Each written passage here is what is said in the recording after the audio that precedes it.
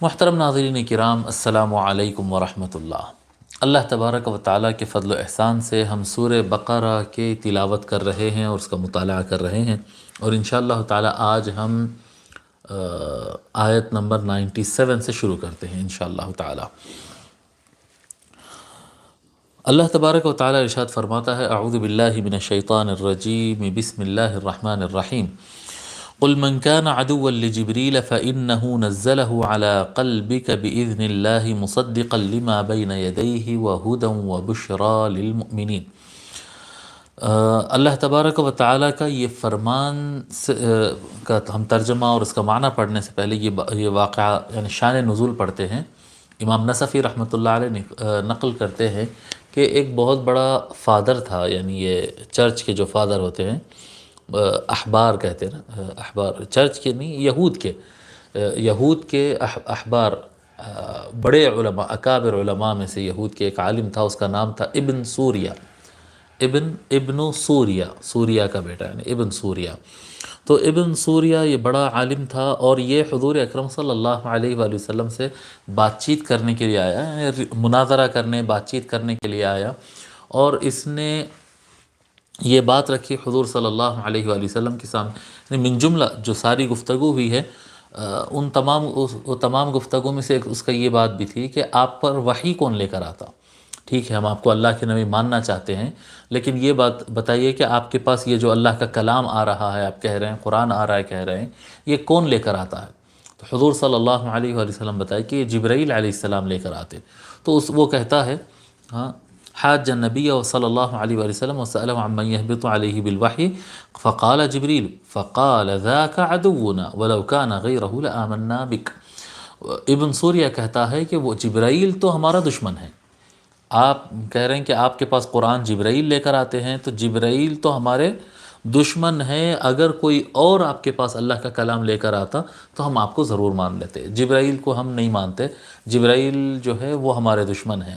اور اس کے پیچھے کچھ اور واقعات بھی ذکر کرتے ہیں کہ بیت المقدس میں ہم تھے، اس وقت بخت نصر حملہ کرنے والا تھا، بادشاہ، مشہور بادشاہ گزرا ہے بخت نصر، وہ حملہ کرنے والا تھا، یہ مقدر میں تھا، اور ہم کو معلوم ہو گیا تھا، ہم اس کو بچپن میں ہی ہم اس کو قتل کرنا چاہتے، لیکن جبرائیل علیہ السلام بچا لیے، وغیرہ وغیرہ سب بیکار باتیں ہیں جو ہے۔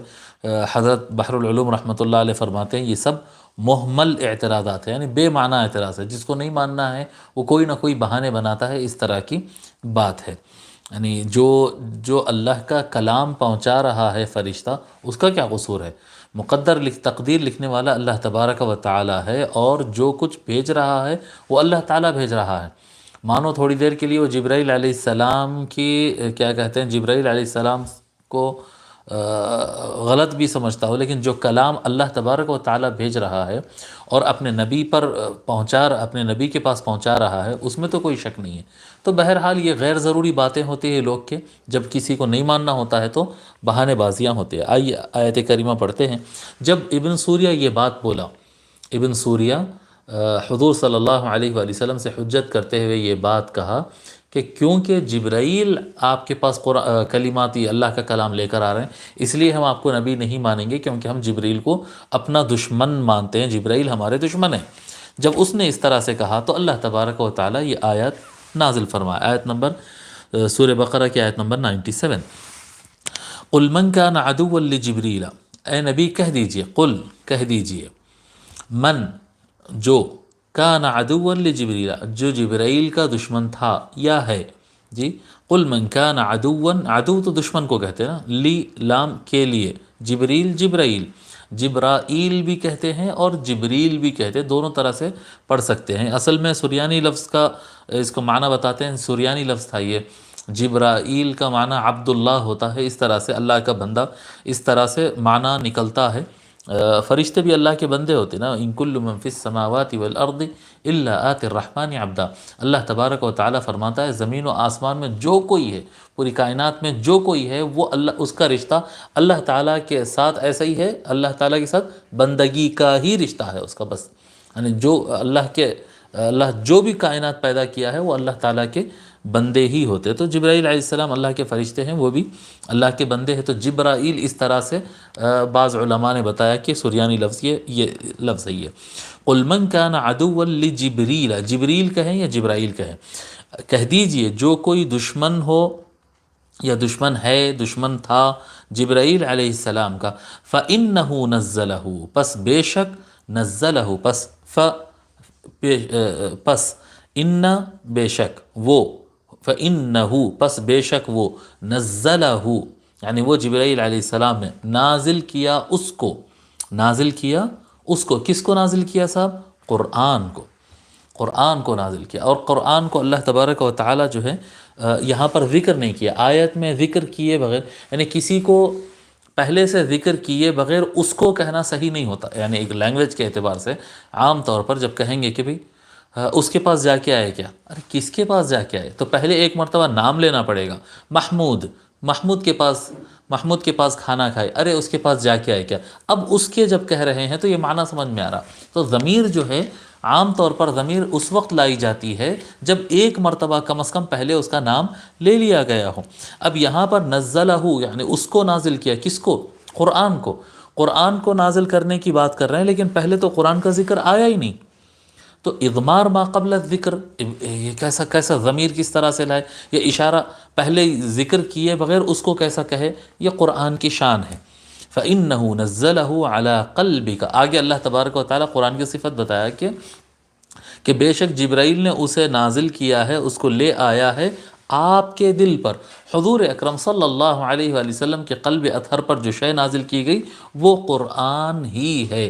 اور کسی چیز کی عظمت بتانے کے لیے بھی اس کا نام کبھی کبھی چھپا دیا جاتا، نام لیے بغیر کیا کہتے ہیں، وہی مالک ہے.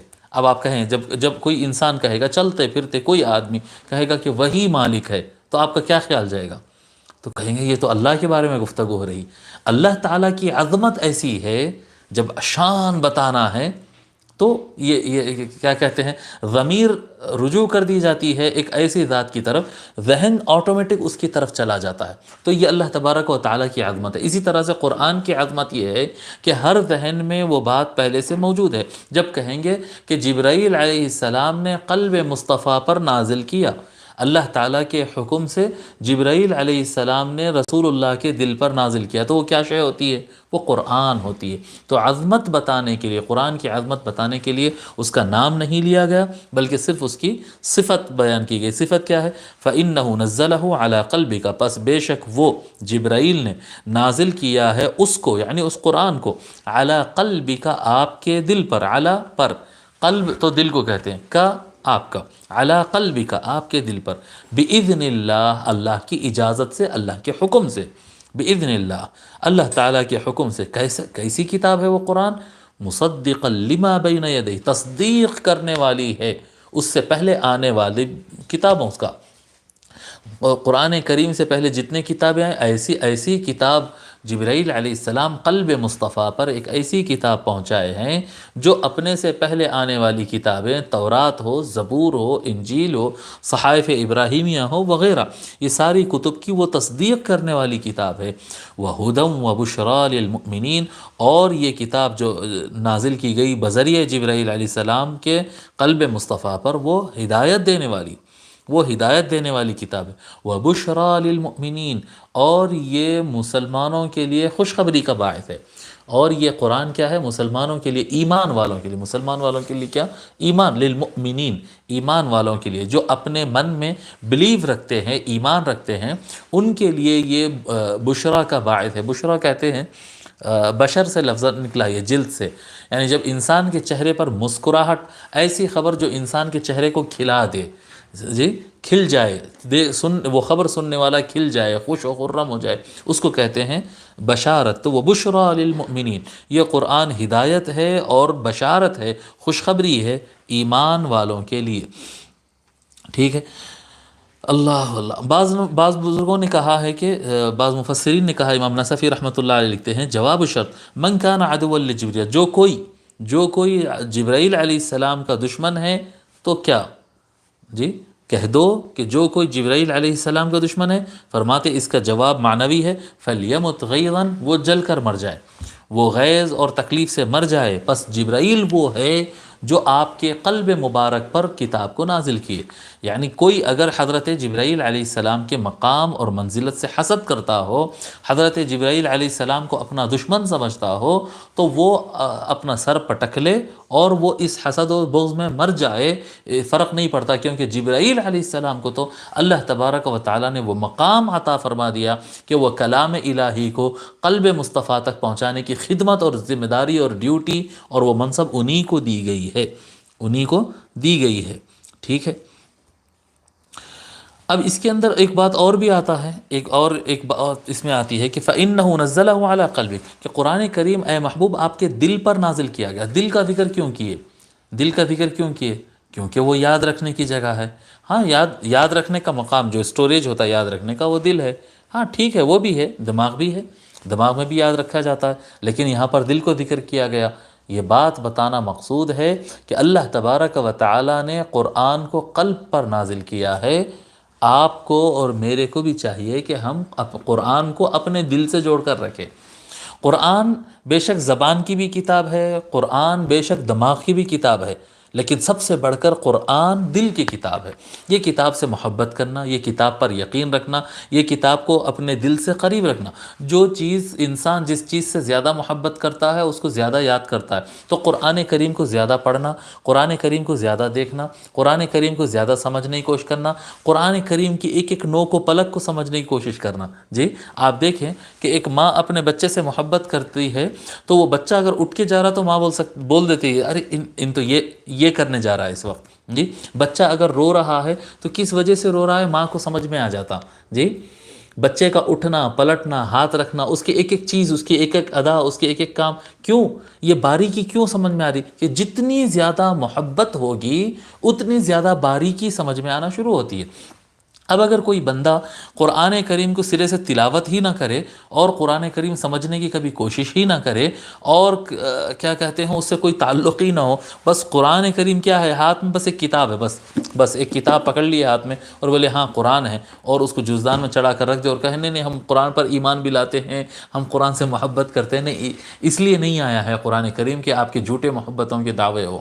یہ قرآن کریم دل سے لگا کر رکھنے والی کتاب ہے، اور دل سے لگانے کا مطلب کیا ہوتا ہے کہ اس کو دیکھنا بھی ہوتا ہے، اس کو پڑھنا بھی ہوتا ہے، اس کو سمجھنا بھی ہوتا ہے، اس پر عمل کرنا بھی ہوتا ہے، اس کے باریکیوں اور اس کے راز کی طرف قفوا عند عجائبہ وحرکوا به القلوب، سرکار جیسا فرمایا نا، اس کے ایک ایک چمتکار کو غور سے دیکھو، رک رک کر سمجھ کر پڑھو۔ جی دلوں کو حرکت دو یہ قرآن سے، تو دلوں کی زندگی قرآن سے ہوتی ہے، یہ معنی ہوتا ہے۔ اس لیے اللہ تبارک و تعالیٰ نے قلب پر نازل فرمایا، اور کیونکہ قرآن ایک ایسی کتاب ہے جس سے دل لگانا چاہیے، دل لگانا چاہیے۔